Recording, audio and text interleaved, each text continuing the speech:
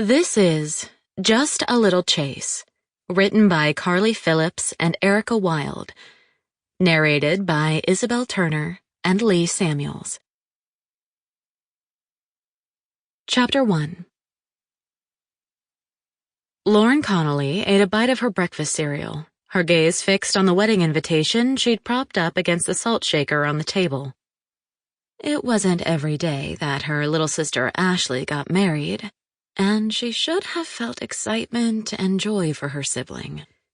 Instead, she couldn't shake the dread at the thought of attending the nuptials and having to watch her sister marry the man Lauren had once been engaged to. The entire situation was bound to be awkward and uncomfortable, made even more so by the small-town mentality of where she'd been born and raised. It had always dumbfounded Lauren that there had been no scandalous gossip revolving around her sister's quick involvement with Greg after he'd broken up with Lauren. Rather, people looked at her with pity, because Greg had chosen the beauty pageant sister over the tomboy Lauren had been for most of her teenage years. In Lauren's opinion, the town's perception was bullshit. Not many knew the real reason why their engagement had ended so abruptly, or that the two closest people to her at that time had deceived her.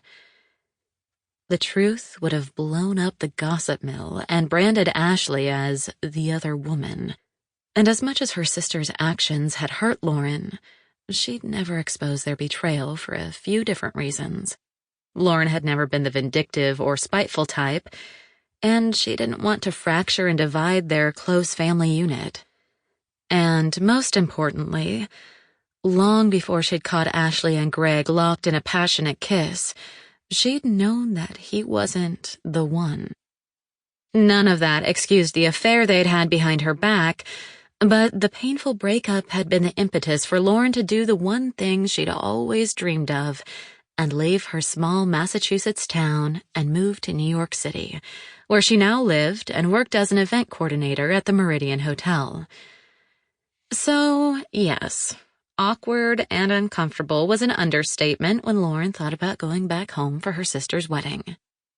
You know, if you stare at that invitation any harder, you're going to burn a hole in it, Lauren's roommate and good friend Tara commented, startling Lauren out of her pensive thoughts. And that RSVP card is not going to send itself, by the way. Lauren sighed as Tara settled into the chair across from her with a plate of avocado toast and a cup of coffee. I know. Sample complete. Ready to continue?